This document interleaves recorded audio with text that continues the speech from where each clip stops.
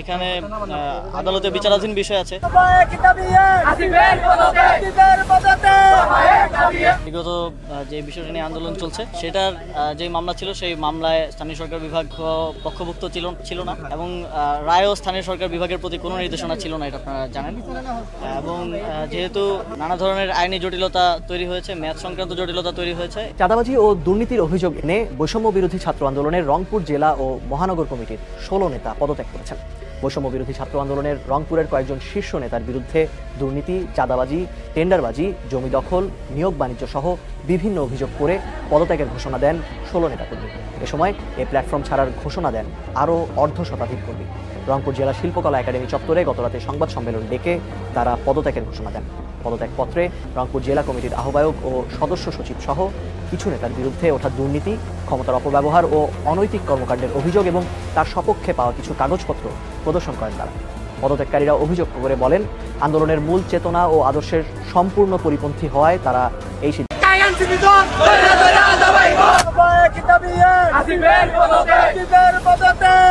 জন্য এমন দিন অপেক্ষা করতে পারে আপনি হয়তো কল্পনাও করেননি। বঙ্গবন্ধু শেখ মুজিবুর রহমানের গলায় জুতার মালা পরিয়েছে এই জাতি। 1971-এর যিনি নায়ক, আবার 2024-এর যিনি নায়ক বা যারা নায়ক, তাদের কারুর মাথায় বোতল নিক্ষেপ, আবার কারুর গলায় অলরেডি জুতুর মালা পরিয়ে দিয়েছে এই জাতি। শেখ হাসিনার ছবিতে ডাস্টবিন বানিয়ে আমরা যখন ময়লা নিক্ষেপ করতে দেখেছি, অপরদিকে মাহফুজের ছবি দিয়ে ডাস্টবিন বানিয়েও সেখানেও ময়লা নিক্ষেপ করতে দেখেছি। বড়ই অদ্ভুত এই জাতি। একটা কোল্ড ওয়ার চলছে। উপদেষ্টা আসিফ বনাম বিএনপির যিনি মেয়র আছেন ঢাকা দক্ষিণ সিটি কর্পোরেশনের জনাব ইশরাকের সমর্থকদের মধ্যে। আসিফ বলছে বিএনপি গায়ের জোরে নগর ভবন বন্ধ করে আন্দোলন করছে। ইশরাক বলছে যে গায়ের জোরে না, এটা জনতার দাবি। এখন গায়ের জোর তো আপাতত এই দেশে চলছে। বারবার উপদেষ্টা আসিফ দোহাই দিচ্ছেন আইনের, কিন্তু বিএনপির নেতাকর্মীরা প্রশ্ন করছেন, আপনারা তো রাষ্ট্রপতিকে ক্ষমতায় রেখেই ওই আইনের অধীনে এই দেশে এখন বসে আপনারা সরকার চালাচ্ছেন, এগুলো কোন আইনে চলছে? এক ভিন্ন রকম দৃশ্য আমরা দেখছি। আর আফসোস লাগছে যে এত দ্রুত এই আসিফদের গলায় জুতার মালা মানুষ পরাই দিবে, এটা কিন্তু আমরা ভাবি নাই। তবে এই দেশে সবই সম্ভব। যেদিন আমরা বঙ্গবন্ধুর গলায় জুতুর মালা দেখেছি, তখনই বোঝা গেছে যে এই জাতি তাদের হিরোদেরকে কত দ্রুত ভিলেন বানাইতে পারে। দর্শক, ক্ষমতার লড়াই, ক্ষমতার খেলা। আমরা যখন দেখছি যে আপনার ডিএনসিসির মেয়র হিসেবে বিএনপি নেতা ইশরাককে দায়িত্ব বুঝিয়ে দিতে আসলে আইনি জটিলতাগুলো কি কি, এখানে বেশ কয়েকটা বক্তব্য আপনার উপদেষ্টা আসিফ তুলে ধরেছেন। কিন্তু বরাবরই প্রশ্ন যে এই দেশে এখন আইন মেনে কি হচ্ছে? সবকিছু কি আইন মেনে হচ্ছে, নাকি ধরেন যেখানে এই সরকার তাদের পছন্দ হয় না সেখানে আইনের ইস্যু? যেমন উত্তর সিটি কর্পোরেশনের যিনি মেয়র হয়েছেন, তাকে কোন আইন মেনে প্রশাসক হিসাবে মেয়র না নিয়োগ দেওয়া হয়েছে? সেই ক্ষেত্রে ইশরাকের এই পদটা পাইতে আমার মনে হয় যে লানত কপালে থাকলে যা হয় আর কি। উপদেষ্টা আসিফের আরো হয়তো লাঞ্ছিত হওয়ার ইস্যু আছে। আমার মনে হচ্ছে কেন বিএনপি পাগল হয়ে গেছে ভাই, কারণ রায় চলে আসছে। এমনকি সরকার পতনের পর সম্ভবত চট্টগ্রামে একজন নেতা, তিনি কিন্তু আপনার ক্ষমতা পেয়ে গেছেন, বিএনপি পন্থী না জামাতপন্থী আমি জানি না, তিনি মেয়র হিসেবে দায়িত্ব পালন করছেন। এখন ইশরাকেরটা নিয়ে কি সমস্যা? সমস্যাটা আসলে আমরাও বুঝছি না। তবে সমস্যা তুলে ধরেছেন উপদেষ্টা আসিফ মাহমুদ। তিনি বলছেন যে আরজি সংশোধন অবৈধ মর্মে হাইকোর্টের রায় ভায়োলেট করে নির্বাচন কমিশন ট্রাইব্যুনাল এই রায় প্রদান করেছে। দ্বিতীয়ত, নির্বাচন কমিশন শুনানিতে অংশগ্রহণ না করায় একপাক্ষিক রায় হয়েছে। পরবর্তীতে আপিল কমিশনেও তারা এখানে কোনো কিছু আবেদন করেনি। আইন মন্ত্রণালয়ের মতামত চাওয়া হলেও মতামত দেওয়ার আগেই একই সাথে দুইজন নাগরিকের পাঠানো লিগেল নোটিশ উপেক্ষা করে রাত 10টায় গেজেট প্রকাশ করেছে নির্বাচন কমিশন। কোন সেই দুইজন নাগরিক যাদের খাইয়া না খাইয়া কাম নাই যে ইশরাকের শপথ না পড়ানোর জন্য তারা লিগেল নোটিশ পাঠায়, এগুলো আমরা বুঝি। চতুর্থত, উক্ত মামলা স্থানীয় সরকার বিভাগ পক্ষভুক্ত ছিল না। এবং ভাই এখানে বহুত আইন টাইন দেখানো হয়েছে।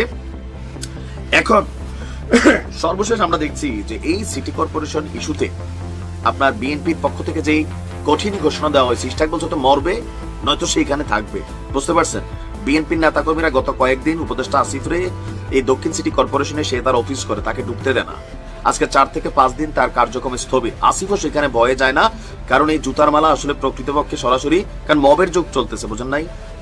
মমতাজ গ্রেপ্তার হয়েছে, কিন্তু মমতাজের বাড়িঘর মব জাস্টিস করে ভাঙা দেওয়া হচ্ছে। তো এই দেশটা তো আপাতত এরকমই চলতেছে। তো সেখানে উপদেষ্টা আসিফও টেনশনে আছে। ওদিকে হাসনাত বলতেছে, ভাই প্লিজ আসিফরে আপনারা ভুল বুঝেন না, আসিফরে ভুল বুঝেন না। কেন? আসিফ কি তোমার লোক? আসিফ কি এনসিপির লোক? তা আমরা তো দেখতেছি এনসিপি, উপদেষ্টা, সরকার সবটাই একটি সিস্টেমে চলে। আরে উপদেশ, আমি এই জিনিসটা নিজেও বুঝি না যে ইশরাককে দায়িত্বটা দিতে এই সরকারের আসলে ঝামেলাটা কোথায়, মানে মূল সমস্যাটা কোথায়? কেন খামাখা দেশের মধ্যে একটা অস্থিতিশীল পরিবেশ তৈরি করা হচ্ছে? কেন? কিসের আইন? দেশে আইন আছে যত আইন, খালি বিএনপির বেলায়, আওয়ামী লীগের বেলায়, জামাতের বেলায় এত আইন নাই কেন? এগুলা করতে গিয়ে ওই যে মান সম্মান আজকে জুতার মালা গলায় উঠছে, আবার এটা প্রকৃতপক্ষে সরাসরি দিয়েও ফেলতে পারে। তবে বিএনপির নেতাকর্মীদের এই ধরনের কাজকর্ম আসলে ঠিক না। তো ঠিক না বললে কি লাভ হবে? বঙ্গবন্ধুর গলায় জুতার মালা দিয়ে দিছে ভাই এই দেশের মানুষ, তো সেখানে এগুলা হয়তো সময়ের অপেক্ষা। কারণ এই দেশের মানুষকে খুশি করা বড়ই কঠিন, আর যারা ক্ষমতায় যায় তারা একটা সিন্ডিকেট হয়ে যায়, এটাই বাস্তব। ভালো থাকো। এই যে আমি ভবিষ্যতে অন্য দলও তো যাইতে পারি, মানে মানুষ যে আগে আওয়ামী লীগের একটা মুখপাত্র ছিল হাসান মাহমুদ, স্বরাষ্ট্রমন্ত্রী, স্বরাষ্ট্র না কি জানি মন্ত্রী ছিল, পররাষ্ট্রমন্ত্রী, এই লোকটার কথা শুনলে মানুষের হাসতে হাসতে পেটের চামড়ায় ব্যথা হইতো। এদের বক্তব্য মাঝে মাঝে এমন হয়, কেন? সারা বাংলাদেশে জানে এরা একটা টিম, বাট জনগণকে কি বুঝাইতে চায়? তো এই যে বুঝাবুঝির খেলাটার মধ্যে এসে পেস্টা লাগা যায়। আমি নিজেও বুঝি না, ইশরাক যদি আইনি ভাবে কথার কথা যে এইটাকে হয় না, তো ভাই ওই যে উত্তরের জেলা প্রশাসক যেভাবে, মানে সিটি কর্পোরেশনের প্রশাসক যেভাবে নিয়োগ দিচ্ছেন, ইশরাককে দিয়ে দেন, সে তো এই সিটটার দাবিদার। কিন্তু তা না দিয়া এখন এক একজন এক এক পাকনা পাকনা বুঝ দিচ্ছেন, আর এইটা কি মানুষের কাছে খাওয়ার যোগ্য?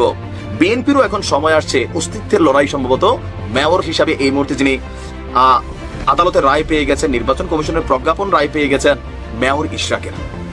এখন ইশরাককে কঠিন খোঁচা মারছে কে? সার্জিস। প্রথমে একটু তেনাইছে পানাইছে, মেয়র সাদেক সাহেবের ছেলে একটু রসাত্মক হালকা ভিজাইছে, ফাইনালি শুরু করছে ওই জায়গা থেকে। বিএনপি তাদের জায়গা থেকে অসংখ্যবার বলেছে যে এটাই সত্য যে 3টা জাতীয় নির্বাচন এবং অন্যান্য স্থানীয় নির্বাচনগুলো ছিল একপাক্ষিক, প্রশ্নবিদ্ধ, অবৈধ। যেই নির্বাচন অবৈধ সেই নির্বাচনের মেয়র আমি কিভাবে হতে চাই, এটা নাকি ইশরাকের ভাবা উচিত। সেটা কিভাবে বৈধ হয়? তাহলে তো সেই নির্বাচনকে আমি বৈধতা দিয়ে দিচ্ছি, তো তাহলে বাকি যাদেরকে মেয়র করলেন চট্টগ্রাম না সিলেটে, তারা কিভাবে তাহলে বৈশা বৈশা দায়িত্ব পালন করছে? ওইখানে কি এই প্রশ্নগুলো আসে নাই? তার বক্তব্য হচ্ছে সার্জিসের যে তাহলে ঢাকা দক্ষিণ সিটি কর্পোরেশনে শুধু ইশরাক ভাই কেন, সকল জেলা পরিষদ, উপজেলা পরিষদ, সিটি কর্পোরেশন, ওয়ার্ড, সংসদীয় আইনে সবাইকে তাদের জায়গায় ফিরিয়ে দেওয়া উচিত। এইটাও আবার সত্য, যদি ইশরাককে ম্যান্ডেট দেওয়া হয় তাহলে বাকি যারা আছে তাদেরকেও তো জায়গা দিতে হবে। মেয়র হয়ে সাময়িক ক্ষমতা ব্যবহার করা, সুযোগ সুবিধা ভোগ করা, এইসবের দিকে তাকিয়ে সামান্য কয়েকদিনের জন্য একটা চেয়ারে বসে অবৈধ নির্বাচনগুলোকে ইশরাক ভাই যদি বৈধতা দেন, তাহলে এটি তার রাজনৈতিক ক্যারিয়ারে একটি কালো দাগ হয়ে থাকবে। বিএনপির নেতাকর্মীরা মনে করছে তোমার থেকে শিক্ষার দরকার নাই কোনটা কালো দাগ হবে কোনটা সাদা দাগ হবে, কারণ তুমিও তো ভাই সাবেক ছাত্রলীগ, এখন তোমার রাজনীতিতে একটা কালো দাগ আছে, তুমি এখন সাদা দাগে আসছো। এখন বিএনপির নেতাকর্মীরা দেখছেন আসিফের ছবির মধ্যে কিভাবে দামি দামি স্যান্ডেল দিয়া তারা এই যে একটা ঘটনা করছে, যেটা নিয়ে সারা বাংলাদেশের অনেকে নিন্দাও করছেন, অনেকে মনে করতেছেন না যে এগুলো তাদের প্রাপ্য। কত দ্রুত এই ঘটনাগুলো ঘটছে। জাতীয় নাগরিক পার্টির এই সার্জিস বলছেন, আমি বিশ্বাস করি তার গ্রহণযোগ্যতা, জনপ্রিয়তা, এই মাইলস্টোনগুলো ধীরে ধীরে অর্জন করে নিতে পারবেন, কিন্তু সাময়িক প্রাপ্তির আশায় অবৈধ নির্বাচনের সো কল্ড বৈধ মেয়র হিসাবে তিনি তার রাজনৈতিক ক্যারিয়ারে এত বড় একটা দাগ লাগাবেন কিনা সেই সিদ্ধান্ত তাকেই নেওয়া উচিত, নিয়ে নিছে। আর রাজনৈতিক জ্ঞান তুমি অন্তত ইশরাককে দেওয়ার দরকার নাই। আমি মনে করি ইশরাক যথেষ্ট বোঝে, একজন মেয়রের ছেলে, সেই রাজনীতি কইরাই আজকের এই জায়গা পর্যন্ত আসছে। এখন তোমরা সবাই কেন ইশরাক মেয়র হতে পারবে না, এটা নিয়ে উপদেষ্টা আসিফ নজরুল, তোমাদের ছাত্র উপদেষ্টা আসিফ মাহমুদ, তোমরা হাসপাতাল সবাই একটা টিম হিসাবে এখানে ইশরাক কেন, এটা কিন্তু বিএনপিকে চ্যালেঞ্জ ছুড়ে দেওয়া হচ্ছে, বা বিএনপিকে কিন্তু আসলে এখানে খোঁচানো হচ্ছে। আমি এটার কারণ বুঝি না, সেই তো দিবেন, তো দেনই যদি, তাহলে এত কাহিনী, এত নাটক, এত মানুষের রাজপথে নামানো, এই যে আপনাদের নিজেরা নিজেদের গলার মধ্যে এই রূপসা জুতার মালা পরানো, এগুলো কেন করতেছেন ভাই? মানে অস্থিতিশীল একটা অবস্থা দেশের তৈরি করা ছাড়া কোনো কাজ নাই। যেটা সরকার করতে চায় এটা তো রাইতে রাইতেই হয়, আওয়ামী লীগ নিষিদ্ধ হয়েছে। আর বাকি যেগুলা দুনিয়াটা হাসাইয়া, দেশ হাসাইয়া, মানুষকে বিরক্ত কইরা, ঢাকা শহরে বসবাসকারী মানুষের জীবনকে অতিষ্ঠ কইরা, একটা দুর্ঘটনা ঘটাইয়া তারপরে কি আপনারা করবেন? এই যে আসিফের গলায় জুতার মালা গেল ছবির মধ্যে, এটা কেন হইল? এটা কেন হইল? এটা তো হওয়ার কথা ছিল না। আসিফে যে এখন সাহস করে যাইতে পারে না অফিস করতে, কেন? হাসনাত আব্দুল্লাহকে ক্ষমা চাওয়ার আহ্বান জানিয়েছে কুমিল্লা বিএনপি। এর একটি কারণ হলো কুমিল্লার মাটিতে দাঁড়িয়ে হাসনাত আব্দুল্লাহ, এনসিপির নেতা, তিনি বলেছেন যে আওয়ামী লীগের টাকায় বিএনপি রাজনীতি চলে। এই বক্তব্যকে তীব্রভাবে প্রত্যাখ্যান করেছে এবং তাকে ক্ষমা চাওয়ার আহ্বান জানিয়ে বলেছে যে হাসনাত আব্দুল্লাহ কুমিল্লা রাজপথে জায়গা থাকবে না বলে হুঁশিয়ারি দিয়েছেন। সোমবার বিকেলে কুমিল্লা প্রেস ক্লাবে আয়োজিত এক সংবাদ সম্মেলনে বিএনপি কুমিল্লা বিভাগীয় এবং জেলার নেতারা এই আলটিমেটাম দেন, যদি তিনি ক্ষমা না চান তাহলে কুমিল্লা রাজপথে তার কোনো অবস্থান থাকবে না। একই সঙ্গে হাসনাতের বক্তব্যকে শিশুসুলভ, রাজনৈতিক অপরিপক্কতা এবং মানসিক ভারসাম্যহীনতার লক্ষণ বলে আখ্যা দিয়েছে বিএনপি। এর আগে গত শুক্রবার রাতে কুমিল্লা জেলা শিল্পকলা একাডেমির মিলনায়তনে জুলাই সমাবেশে সভাপতি হিসেবে বক্তব্য দেন এনসিপির দক্ষিণাঞ্চলীয় মুখ্য সংগঠক হাসনাত আব্দুল্লাহ। বৈষম্য বিরোধী ছাত্র আন্দোলন কুমিল্লা আয়োজিত সমাবেশে দেওয়া বক্তব্যের একাংশে হাসনাত বলেন, আওয়ামী লীগের কার্যক্রম নিষিদ্ধ হলেও তাদের অর্থদাতারা এখনো অক্ষত রয়েছে। আমি এখন যেহেতু কুমিল্লা রয়েছি, তাই কুমিল্লাকে নিয়ে বলতে চাই, কুমিল্লার অনেক উপজেলা রয়েছে যেখানে আওয়ামী লীগের রাজনীতির পাশাপাশি বিএনপির রাজনীতিও আওয়ামী লীগের টাকায় চলে।